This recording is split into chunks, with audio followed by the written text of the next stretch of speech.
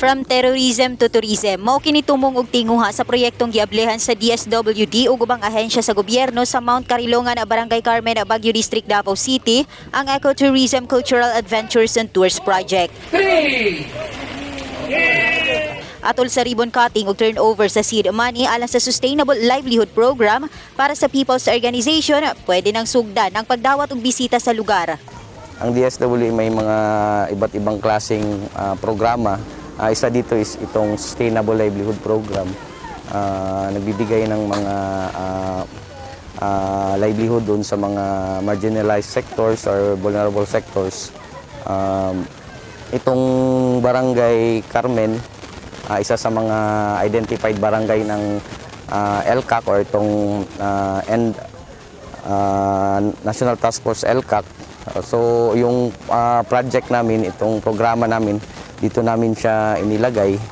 So ang na-identify ng community is itong ecotourism. Una, maabot ang tourism site, kinahanglang mubaktas og 1 ka kilometro. Kininaun niya ang dugang panginabuhian sa mga miyembro sa tribong Obo Manuvo nga nagpuyo sa lugar nga biktima sa insurhensiya. Sila usab ang benepisyaryo sa Seed Capital Fund. Gipasalig sa tribo nga nagtukod og asosasyon nga ilang palambuon ang gihatag nga kapital. Magpasalamat gyud ko dako nga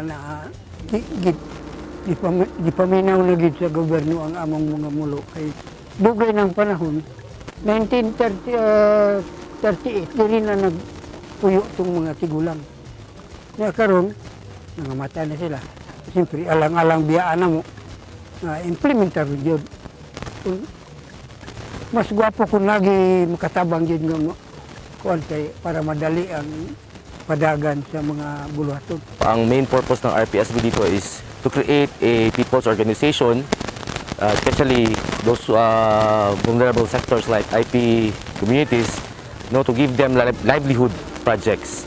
So in collaboration with the DSWD, they budgeted this people's organization that we created and gave them sustainable livelihood projects. Nagpasalamat ang mga miyembro sa tribo sa tabang nga gihatag kanila sa gobyerno. Noreen Michelle Igonia, Newsline Philippines, stay safe.